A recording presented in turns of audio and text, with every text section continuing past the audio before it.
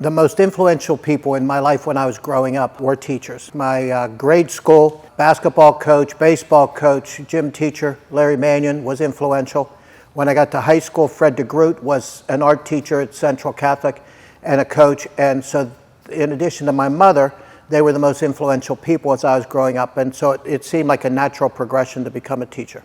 I was an art teacher at Fox Chapel for 42 and a half years. And I taught in every building in the district except for Kerr, and including some of the buildings that aren't here anymore. My teaching career is kind of different than most people. I taught for 8 years at Dorseyville Junior High, and then I was laid off for 4 years. We closed some elementary buildings. We condensed them to what is now O'Hara. And while I was laid off, I joined the Glazers Union, and I built a PPG building with about 80 other glazers from the ground all the way to the top. If you're ever at the PPG building, you'll see a wine-colored glass at the bottom of the tower, which is several feet tall. I installed every piece of glass and caulked every seam there, which was about 800 cases of caulking. But then when I was recalled, I went 3 buildings in the same day. I would go to Hartwood, to Fairview, to the high school teaching art.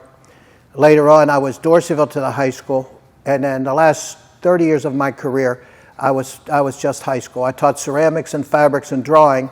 And in the last 25 years, I taught jewelry and glass. I have a master's degree in jewelry, so that fit into that. And then I brought the training I got as an apprentice and as a craftsman in the glazing industry. I brought it back to my class, and so we taught jewelry and stained glass in that class. When you were a student, who was your favorite teacher? Larry Mannion and Fred DeGroot were my favorites. They were influential to me because they were taskmasters. When you entered their realm, it didn't matter to them if you were the most talented or not. They had a plan for your growth. They were pretty strict, but they were pretty influential in my life. Tell me about your favorite lesson that you taught. I'm not sure I had a favorite lesson.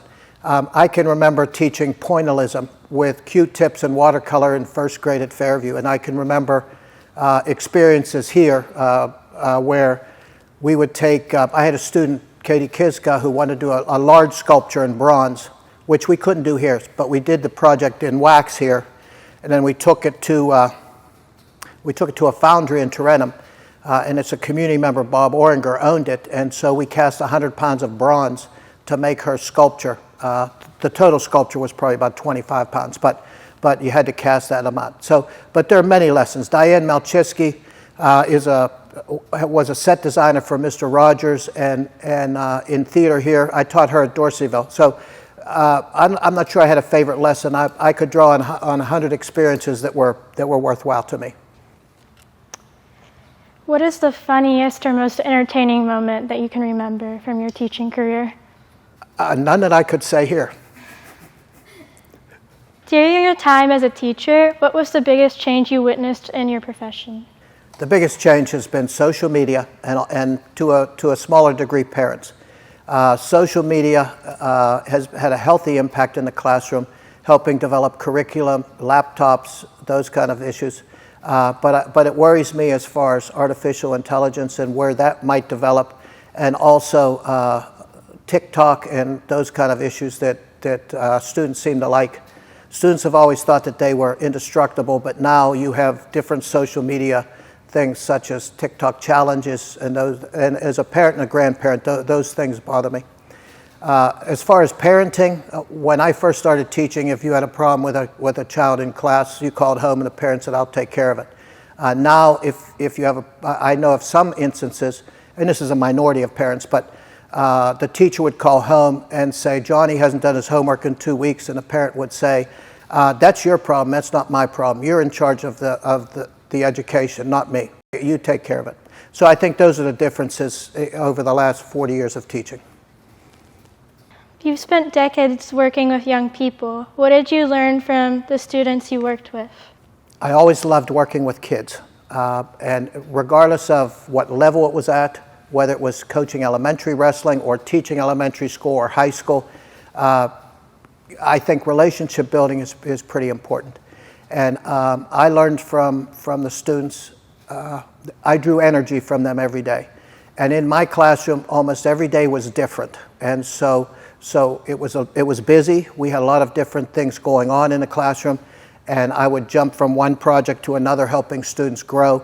But I think that's what I learned from the students, is that they appreciated the relationship building, that they knew that you cared about them as students and as individuals. How did being a teacher influence how you coached, or vice versa?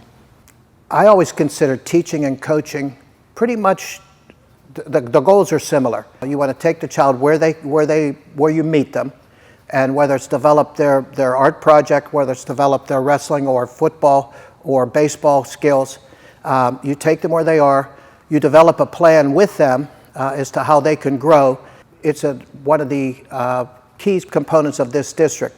The sports, the extracurricular activities, they're all combined into one to help each child grow. The most rewarding, I think, is seeing students that you might have had an impact 15 or 20 years down the road, and see that perhaps you played a small part in their success in life.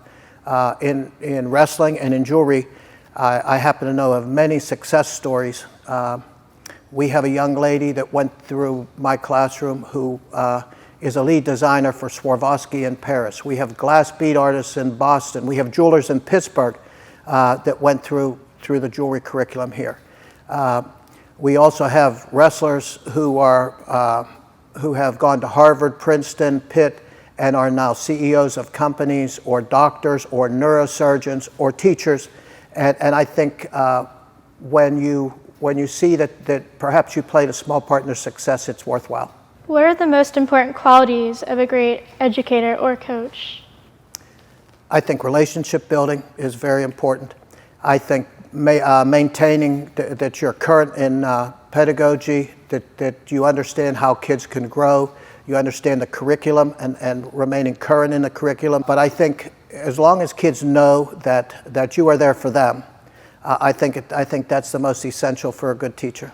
If you could give one piece of advice to parents and the general public about the importance of teachers in education, what would it be?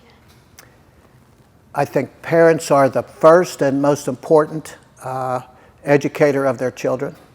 But I think the main component is to build a healthy relationship with the school, with the teacher, so that you know that, and you have faith in that teacher, that their motives are to help your child grow, and work together for that end. What advice would you offer a first-year teacher? Teaching is hard. I've never known a good teacher to put in an 8-hour day. It's always 9 or 10. When you start out teaching, the salary is not very good. You're trying to probably start a family. You have school loans that are starting. And so that aspect is hard. If you are going to be successful, then you have a lot of preparation to do every day as far as the classroom.